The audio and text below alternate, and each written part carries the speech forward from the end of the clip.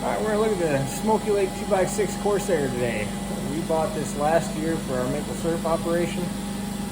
Going from a 2x8 flat pan just on a home-built arch to this has been a huge upgrade. And so I'm going to walk you through it, share some experiences that I've had that hopefully will help you out if you get one of these or something similar. And so first off, we got the auto draw. This is one of the big things for me. So you can, there's only three levers on here, or switches. It's very simple and straightforward. This is your actual auto draw valve, and then you got a manual valve down here. This can open or close. Make sure it's open. This is your manual draw. So you can, if you need to check your syrup density, you just use this one. You don't even have to mess with that over there. Above this, you got your same side reverse. I got into a little bit of trouble with this. So I went to reverse one of my flows on a boil. And for whatever reason, I switched both of my thermometers over. There's an electric one. This goes to your auto draw system, and then you got your manual. I switched both of them over to see you're supposed to. I got partway through the boil, and for whatever reason, I didn't think things were going the right way. So I decided I was going to switch it back to the way that I normally do it. I switched the manual thermometer back. I forgot to switch the other one back, the one on the auto draw. So the way that this works, so your sap comes in here. This is on your normal flow. Goes in through here, out a tube, comes back in, up this channel, and then comes out through here. So you've got your auto draw thermometer, manual, comes out, down through here, and kicks out. Now, what I did is I left this over here, because when you switch it, it comes out like this, it goes around, goes up through this channel, comes out, goes up, back out, and then it comes in this last channel, and it's supposed to come out here and then down. Well, I very foolishly left, as I said, that the auto draw thermometer. So in that first channel there, where it normally goes in, this time it's supposed to be coming out that way. Well, when I switched everything back, now I had sap going into that channel, not coming out of it. Lower sap temperature. It was supposed to be coming out of the center channel, but I'm getting the wrong reading. I'm 215 degrees and my center channel is just boiling like crazy. So I ended up burning the bottom of the pan. I had to pull everything off, clean it, soak it for 4 hours or so to get all that burnt sap off the bottom of it. So that was a big mess. So if you're going to do the reverse, which I haven't done again just because I freaked myself out, make sure you switch both of those thermometers over, and then that way you'll have everything going the right way and you won't have to worry about it. So you got your float box right here. This one, you have to put the stickers on yourself, so you need to really measure that up front, come back, and then put things in. And the same thing on the back side. I won't say that one got me in a little bit of trouble, but I was running it pretty low. So we come back over here. So here's a rear float box. So you got your sap coming in here. You got your sight glass. And all these sight glasses do drain out, so make sure that these are in the correct position. All right, so now we got a boil going on. You can see that sap dripping in there. At least hear it. Now, on the back pan, where I got myself into trouble, I allowed a little bit of ice into my head tank. Didn't really think anything of it. Figured if it got down there, everything's gonna be warm enough. Well, it wasn't. Something got jammed up in there, wasn't letting enough sap through. My back pan, I had a hot fire going that day, and the back pan dried up. There wasn't any sap in there, it started burning. Thankfully, I was here with a friend, and so we were able to hear it sizzling.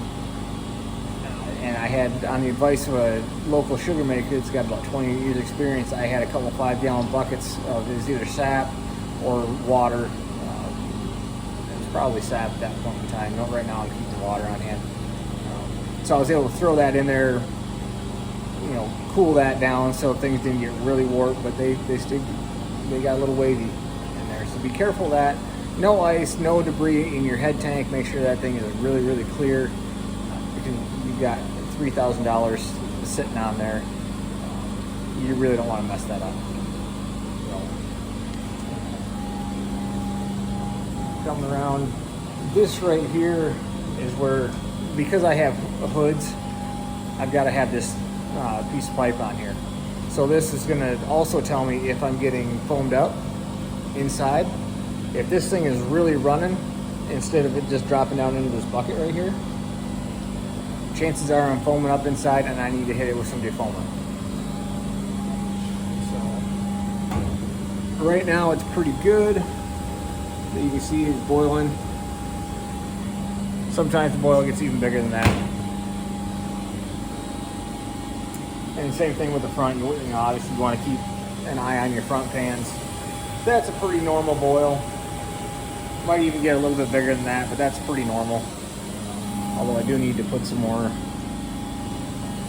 into my front pan, looks like. I'm trying to think of everything. Any little tidbits of information that'll be helpful.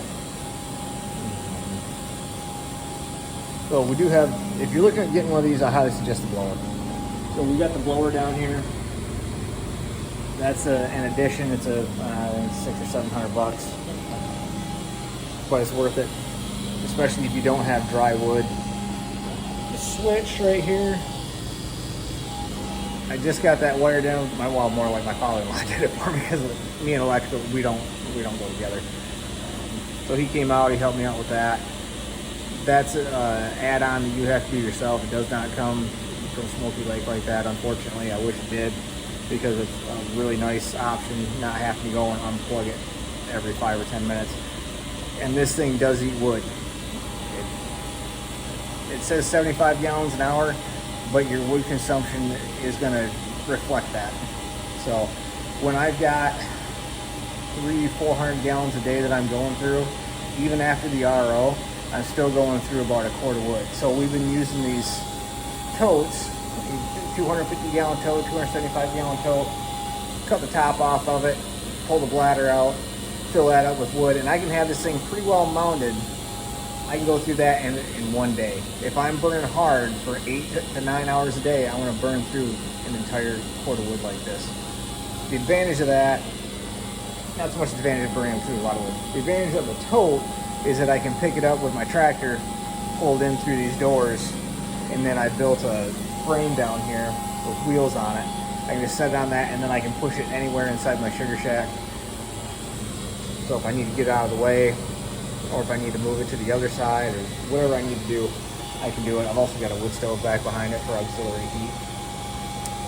These things are, when you put the hoods on, they do not put off a lot of heat.